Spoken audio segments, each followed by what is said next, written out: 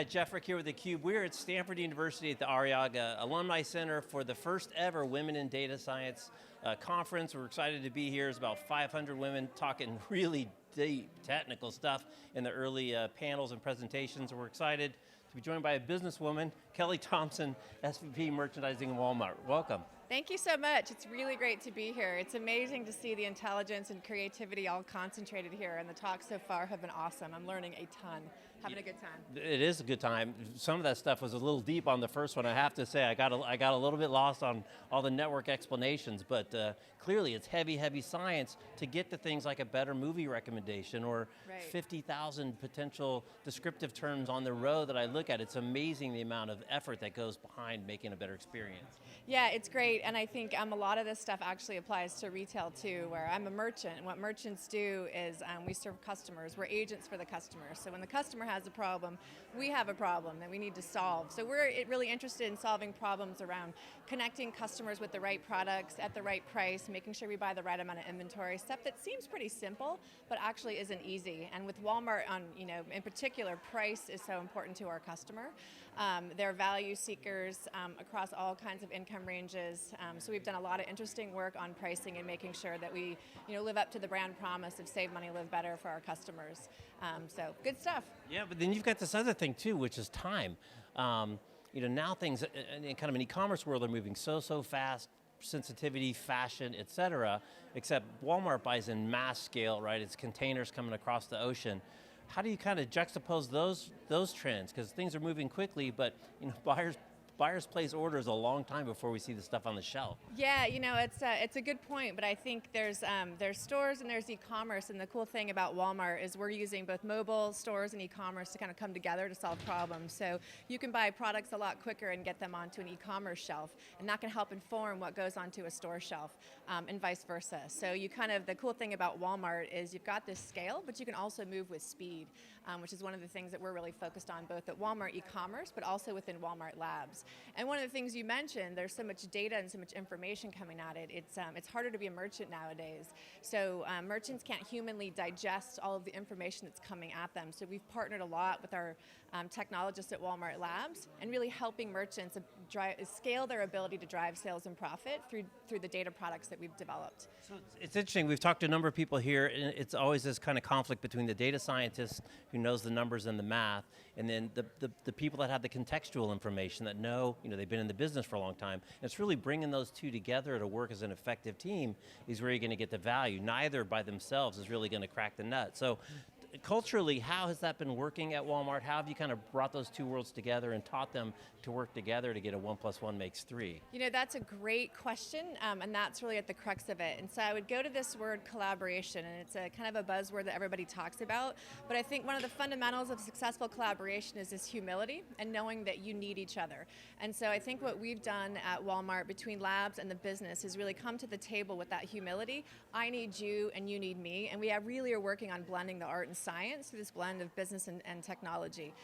It was a cultural shift for me. I had to kind of spend my time in different ways, learn new terms, and then I asked my team to do the same. And then on the on the technology side with the data scientists, they're so hungry to learn more about the business context. And that's really how you strengthen the ranks for a company, is you get this blend, this mashup between business acumen and tech acumen. To me, that's where the excitement is, and that's where the future is at. So we've worked hard on that collaboration. That's awesome. So for the people that aren't aware of kind of Walmart's investment in Silicon Valley, because everybody knows about Benton Harbor and everybody makes the pilgrimage and that's where all the buyers go.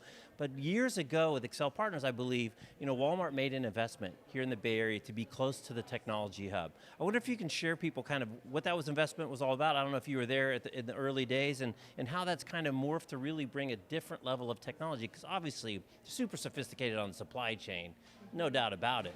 But really to make an investment here in Silicon Valley around evolving technologies, online commerce, and now big data.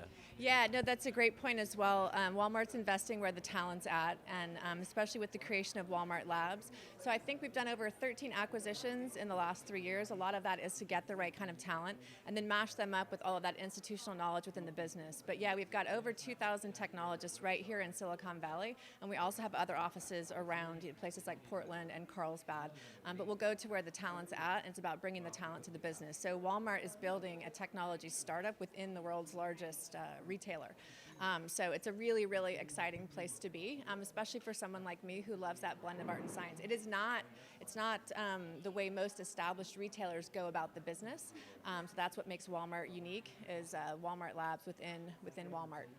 So Kelly, last thing before I let you go, it's interesting how there was a lot of kind of on-prem learning that went into the early days of e-commerce, and now it seems to be kind of shifting back. Now they're bringing with sensors and internal GPS. Now they can start to see people's reaction to things in a store, as we've done priorly as people click around. So can you talk a little about the blending of those two kind of go-to-market strategies and how you can leverage one with the other to really provide a better customer experience? Yeah, it's another great point. Like in the early days, the physical style of retail was really driving e-commerce, but now you're kind of seeing e-commerce and mobile commerce in particular drive physical commerce.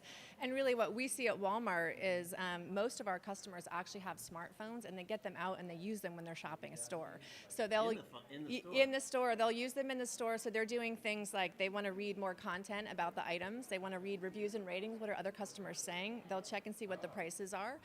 But they're actually using it to help get a richer in-store experience. And that's what's so great about a company like Walmart is you've got mobile, you've got e-commerce, and you've got stores, and it's connecting those things seamlessly for the customer that gets us all really excited about what's possible. Wow, that's this is the combo. The combo. So last question before I let you go. You joked before you came online. You're kind of a business person sneaking around at a tech conference here. What are you hoping to learn today? What are you excited with that you've already seen? Why are you here? What are you excited about? Gosh, I could go on and on about what I've learned. I learned a lot from I think her name was Kaylin, who talked about Netflix and just how do you connect, sort of how do you use data to actually connect customers with things that they want and love and enjoy. All these things are the neural networks in the first talk that we heard. Just there's all this stuff is applicable. When you're making connections, that's really what this is all about. Networks are about making connections, and in retail, we're making connections between people and products, and so a lot of it's very applicable. But yeah, really, really great speakers, and more to come. So very excited. Excellent. Well, I'll let you get back to it. Thanks for taking a few minutes, Kelly. All right. Take care. Thanks, you guys. Jeff Frick here at theCUBE. We are at Stanford at the Arriaga Center. Thanks for watching.